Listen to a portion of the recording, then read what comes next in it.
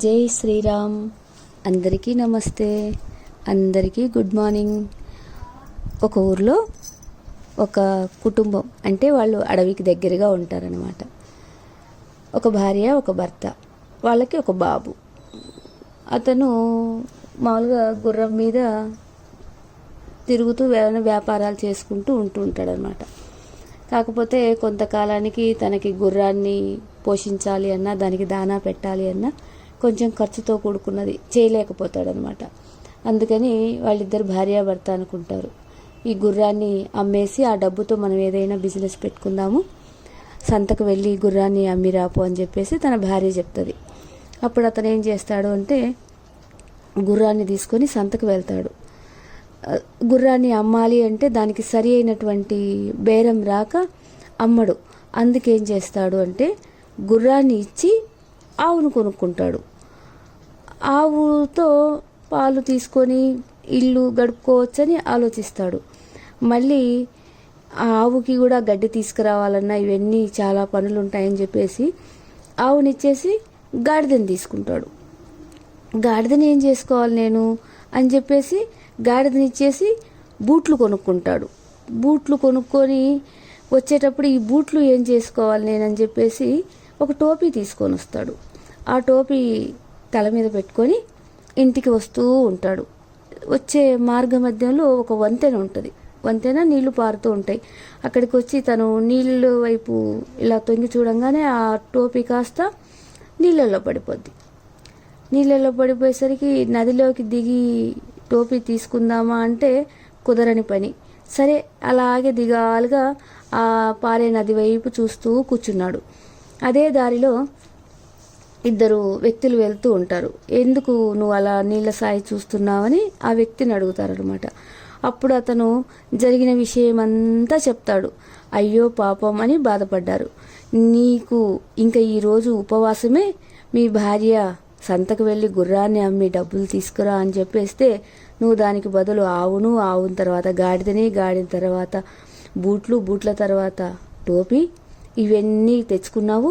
పోనీ వీటితో ఏదైనా టోపీతో అయినా ఇంటికి వెళ్తావు అనుకుంటే టోపీని కాస్త కూడా నువ్వు నీళ్ళలో పారవేసుకున్నావు. ఇంకా నీ భార్య నీకు బడిత పూజ చేస్తుంది అని చెప్పేసి వాళ్ళు కొంచెం హేళనగా మాట్లాడతారనమాట.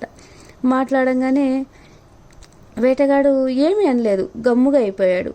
సరే ఇతన్ని వాళ్ళ భార్య తిడుతూ ఉంటే చూడాలనే ఆనందంతో పద మేము కూడా నీతోటి వస్తాము, నీ భార్య నిన్ను ఎలా మందలిస్తుందో చూడాలి అని చెప్పేసి అంటారు. ఆ వేటగాడు అంటారు, నా భార్య అలా ఏమి అనదు అని అంటాడు. లేదు లేదు అని చెప్పేసి వాళ్ళు కూడా ఇతన్ని వెనకాలే వస్తారనమాట.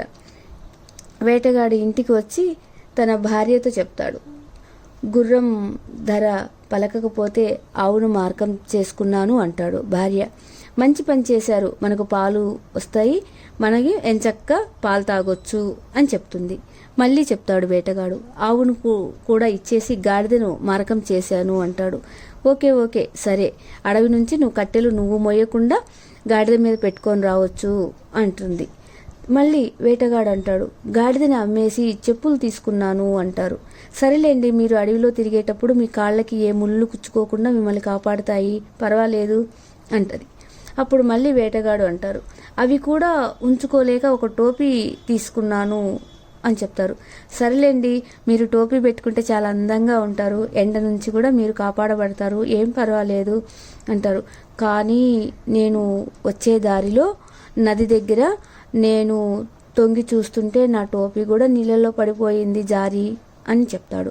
సరేలేండి, పోతే పోయింది, మీరు జాగ్రత్తగానే ఉన్నారు కదా, మీరేం పడిపోలేదు కదా, మీరు చక్కగా ఇంటికి వచ్చారు, ఆ అడవి తల్లి దయ వల్ల, అంతే చాలు నాకు తృప్తి అని చెప్పేసి ఆమె అతన్ని దగ్గరికి తీసుకుంటుంది.